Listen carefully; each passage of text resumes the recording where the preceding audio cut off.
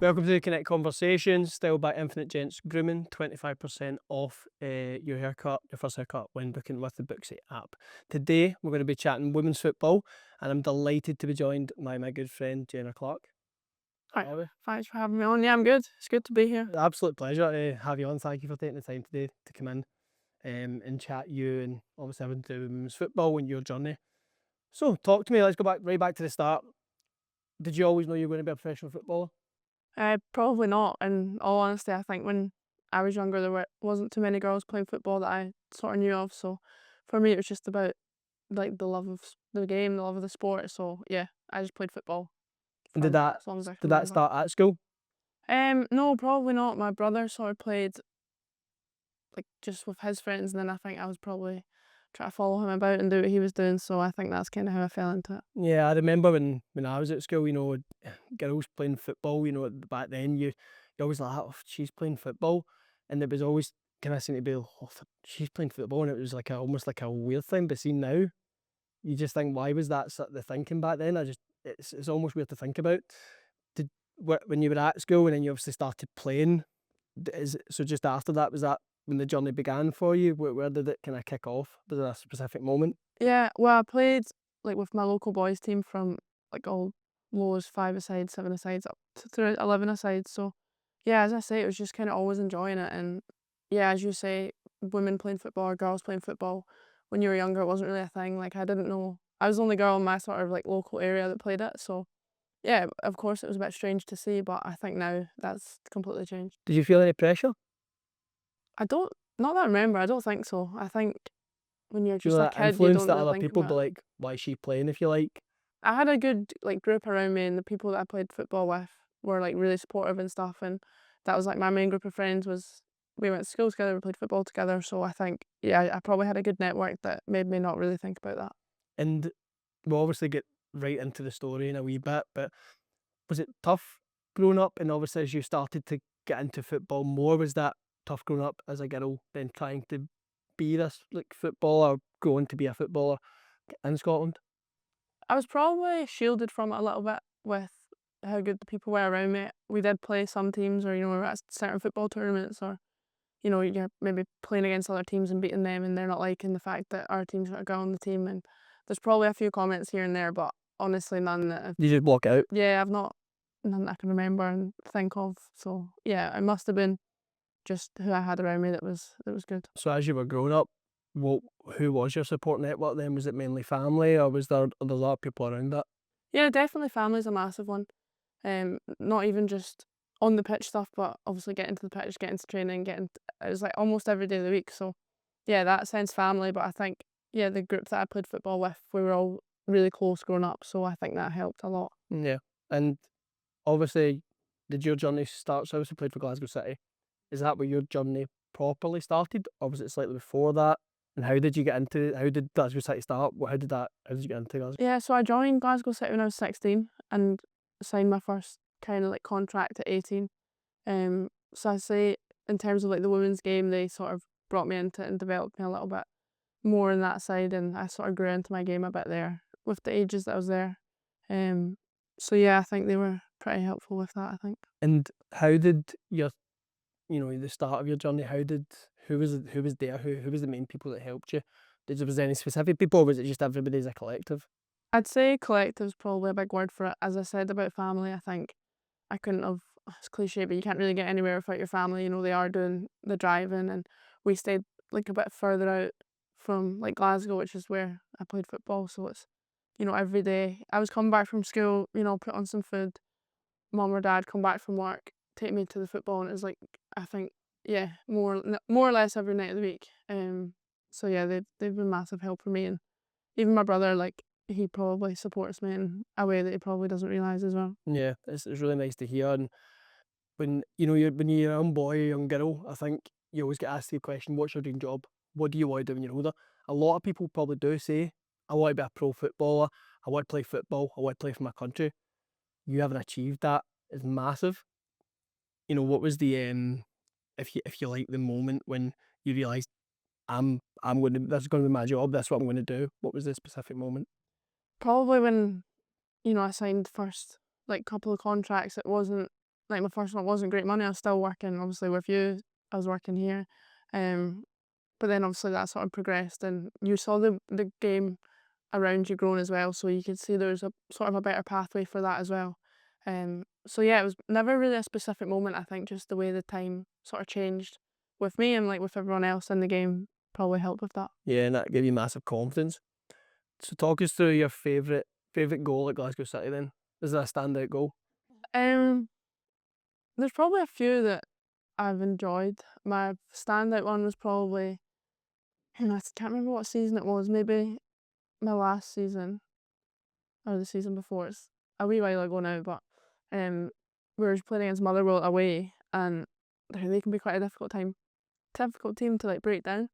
And it was like 0-0, and at Glasgow City, it's like you win every game, especially the ones outside. Say like at that time, it was like the big 3 or 4 in the league. Um, so you must win those, otherwise it can really change your season. And it was like 97th minute. And it was just a header, like most of my goals I scored for Glasgow City. But I think it was like that feeling of relief because it was still quite early on in the season and it doesn't sound like it would impact that much. But when you play for Glasgow City, it's like a kind of must win game. So yeah, I'd say probably that one. And your favourite moment in Glasgow City? That There, one's an there was easy so one. there were so many, but No, that one's an easy one. My last game for them. We won the league last day of the season. We played against Rangers at Ibrox, and it was like if we win the game, we win the league. And that was about the 92nd minute of the game. And one of my best friends, Lauren, she scored. And yeah, it was just unbelievable. I think the fact that I knew I was going to be leaving, I think, yeah, it was just quite a special feeling and probably quite emotional. what was the party like after that? Hmm. Yeah, it was enjoyable. It's definitely enjoyable. What's it like to, score goals, lift trophies? Obviously going from your journey, starting young as a female footballer, and then going on to actually playing for a club, almost becoming a dream. What's that like? It's so fun. Is that a bit surreal to look back on and Yeah, think I think so. how far you've came? Like I just enjoy it so much, and people often ask me, like, especially family, that you still enjoying it, and because it is your job at the end of the day, and it's good to enjoy what you do. But I love it so much, and yeah, I'm so grateful for it. Even like our training ground at Liverpool and at Melwood, I think that's unbelievable. And obviously being a Liverpool fan, like playing for the club, it's massive. It means a lot to me. Yeah, and also going now, moving on to the Liverpool move, me myself knowing you before, knowing you're a big Liverpool fan, and then obviously when I seen you were aside from, I could only imagine in my head what you must have been feeling. How did that move come about? When did you first hear about it? Yeah, so I heard about it. So the season I left, I'd heard about it the season before. There was some interest. There was interest, yeah, and in football, you can get there's a difference between interest and then like people actually making like a move with it and doing a bit more with it. So I think then I still had a year and a half left on my contract, so I was like, it's not the right time. The club didn't feel it was the right time. So I knew obviously with 6 months left on my contract you can sort of talk to clubs and engage with them. So it was sort of that January period, 2023, that sort of things started to move a bit quicker, and yeah, it was a very easy decision for me. And I imagine Glasgow City were really supportive. Obviously, it must have been emotional leaving there, being there from, quite a few years. What were they like with the move? Were they really helpful and moving? I would obviously imagine gutted to lose you, but Yeah, they were honestly such a great club to be at, and I think the ages that I was there were important for me. But yeah, so supportive, not just the group of players that I played with, but also the staff. They sort of wish me all the best, and still in contact with a lot of them now, and I definitely keep an eye on them in their season. So yeah, they were so helpful with it. made friends for life, if you like. Yeah, definitely. So moving to Liverpool, getting that move, that moment where you're kind of then signing the dotted line, if you like, talk me through that feeling. That just must be like surreal because so many Yeah, people must dream about not even just playing football, but signing for such a huge club. yeah, it was really special. It was definitely like a pinch me moment, I think. Not just for me, but my family came down, mum, dad, brother, my girlfriend Molly as well. So that was sort of nice that we could all have that experience together. Um, to go and get the pictures and stuff. At that point, you've already signed the contract, but it's the full media day of it and getting to go to Anfield and put on the kit and all that. So A yeah, real pin, as you said, a real pinch me honestly, it moment. was, and I think that full first season, like, I remember just, like, when I was wearing the kit and, like, looking at the kit, especially the home one, 'cause it's just so iconic. I was like, "This is mad." It's like, it's so cool. Um, You're literally living the dream, if you like. yeah, it's the best way to put it, and it does sound a bit, like, cliche and Yeah. stuff, but Is it's there any other way to there's put just it the though? truth, yeah, I think. Top life in Liverpool then? What's that like down there? Do you, when you're about and about, obviously with the women's game growing so much, especially in the last kind of 4 or 5 years as we spoke about before, do you get recognised? Do people kind of seeing you? Yeah, like, on some occasions, depends sort of where you are and who you're with or whatever else, but, yeah, people come up and say certain things, and that's nice as well. You sometimes see fans that you've grown to recognise from the stands, so yeah, that's nice, and as a city, like, it's such a great place to live. We love it. So obviously now playing Liverpool, what's your favourite moment so far? Was it that first game? Was it Um, a specific moment? I think, well, a standout from this season would be, Man United at Anfield, so yeah, that's a pretty good one, I think. Playing at Anfield is so special as well, so yeah, I think to beat them was very enjoyable. Yeah, so it was what I was going to go on to was playing at Anfield, one of the most iconic stadiums in the world. If not the most iconic, with the "You'll never walk alone" chant before the game. Put that into words. I know you probably no words can describe it, but Yeah. talk Well, me through it. even not even just at Anfield, but any game that we walk out, home game we play, You'll Never Walk Alone, and that just gives me goosebumps every time. So yeah, to do it at Anfield is, yeah, it's absolutely amazing. I went to a lot of the men's game that first season I was there, and it was special to be watching, Liverpool play there, but to be a Liverpool team playing there is, yeah, probably even more special. Does it ever obviously know your answer to this, but do you think you ever get tired of it? No, I think that's an easy answer. I would definitely won't. Do you see Liverpool being the club for you for the foreseeable? Obviously, you don't know what the future holds. Maybe even bigger and better things, as Liverpool are probably one of the biggest, if not bigger, teams in the world. Do you see yourself with it, or do you see yourself in the long term? I'm really happy at Liverpool, and I've just extended my contract stay there. So yeah, I'm really excited for what's to come with them. So obviously, there's you know the women's game growing as we spoke about. What would you say the biggest differences at the moment between the Scottish game, the Scottish women's game, and the English women's game?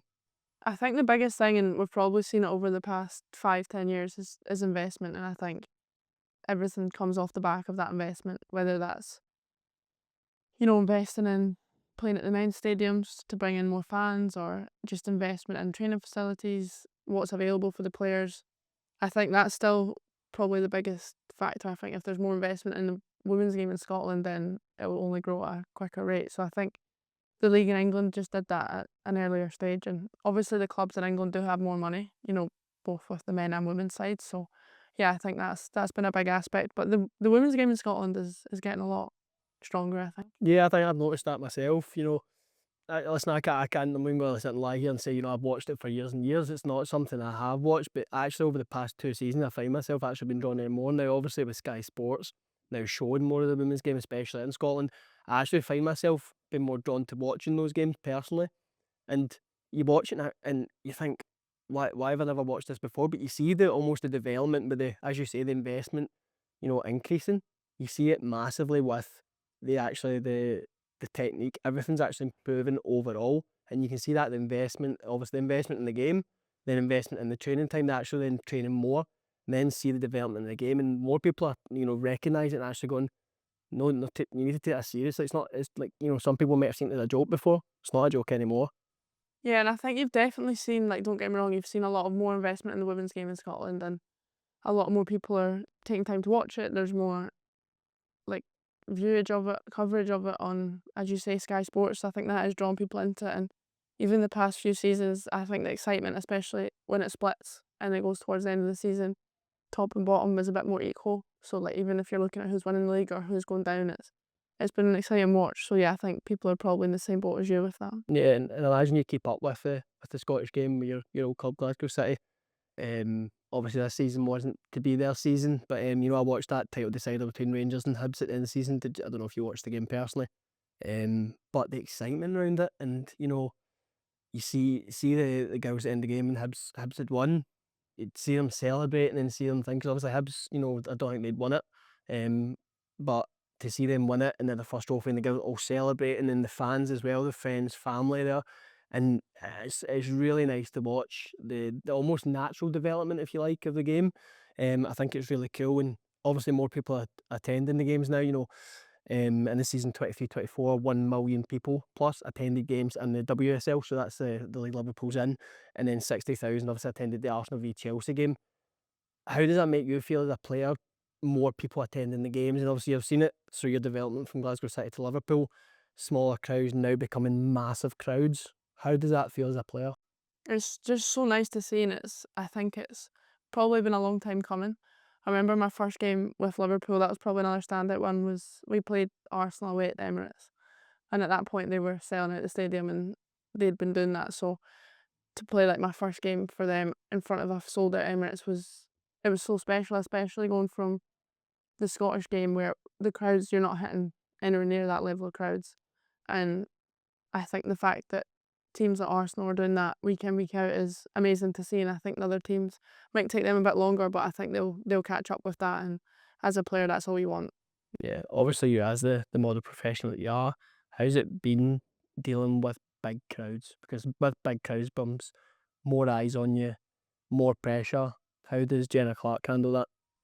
I think, well, the first sort of glimpse I got of it was when we played Celtic and at Celtic Park.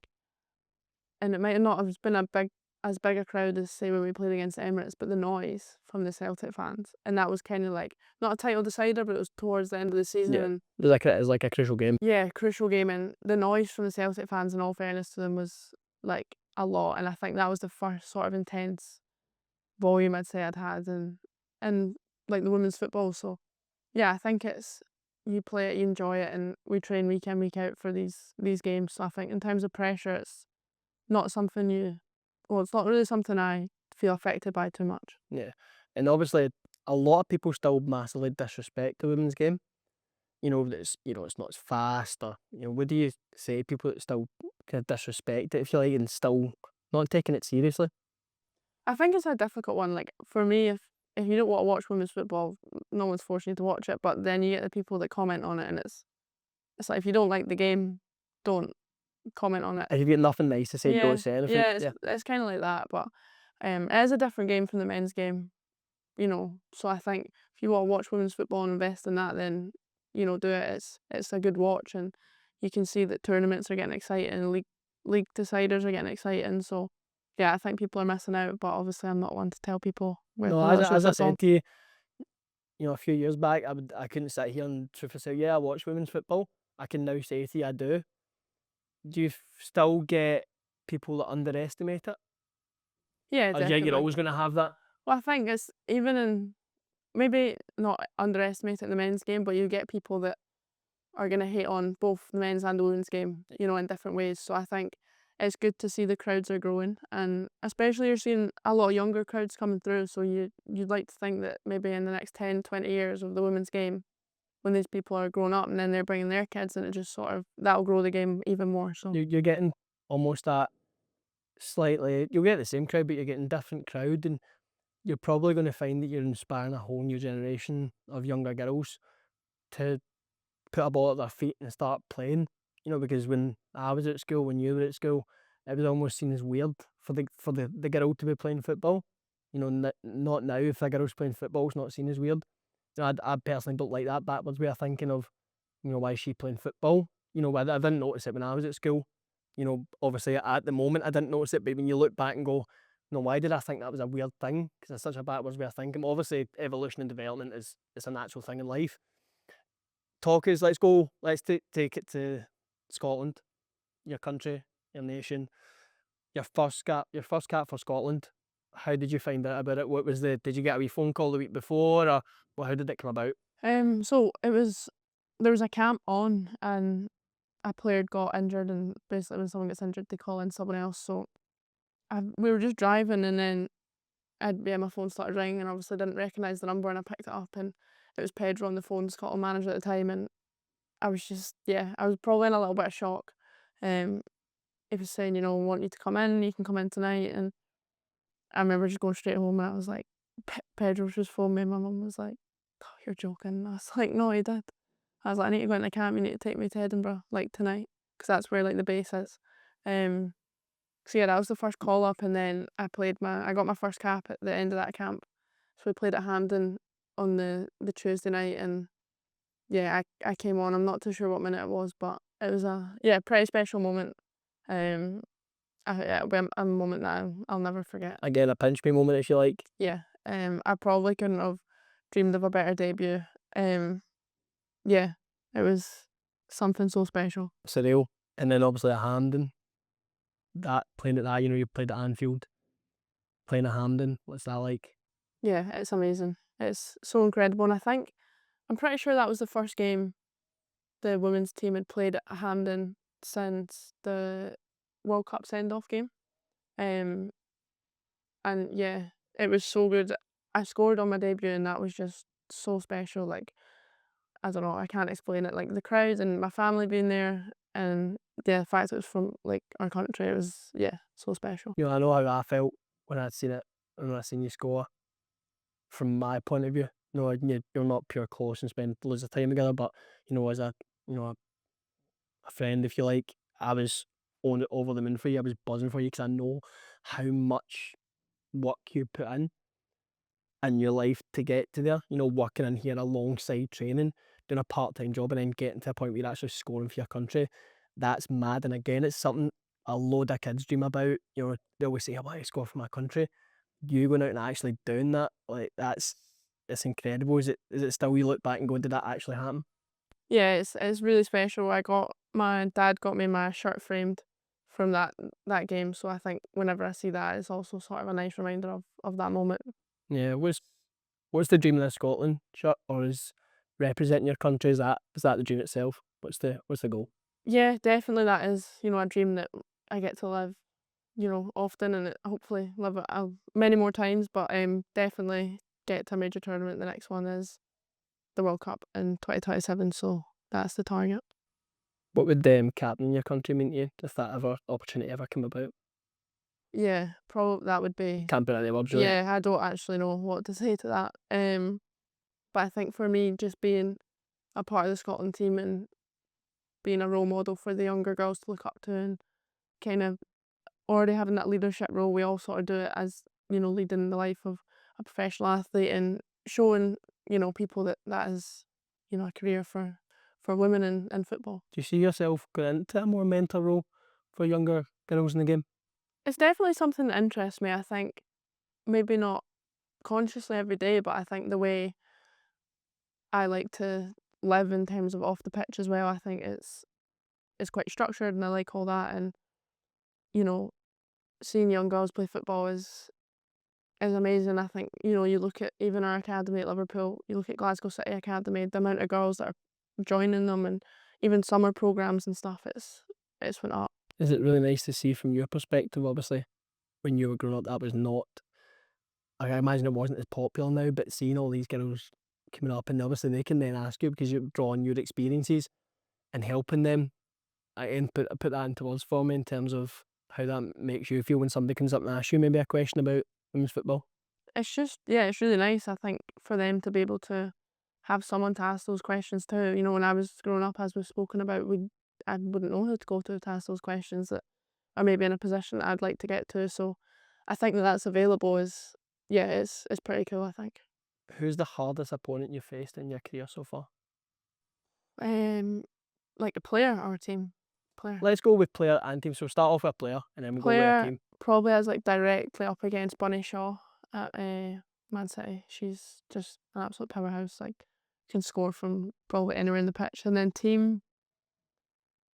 I think you've got a few like international level. All the teams are like, we played Germany quite recently, and they were just, Different levels. yeah, different level. Like on it, so in sync, and just, yeah, so powerful going forward. So you go with Germany, Go with Germany. international. Let's go club level. Club level, I'd probably say Chelsea have been pretty like dominating, as you see with Yeah. their display this season. So I'd probably go with Chelsea. What do you think is going to take for Liverpool to get there? Because obviously they're developing at their own rate. Had a solid season last season, but room to improve. What do you see? How do you close that gap? I think, yeah, as I've sort of spoken about, it's investment, and we've seen that at Liverpool. like how far the investment's taken us even in the past 2 years. So I think, give that a little bit more time and we'll see the gap close. Yeah.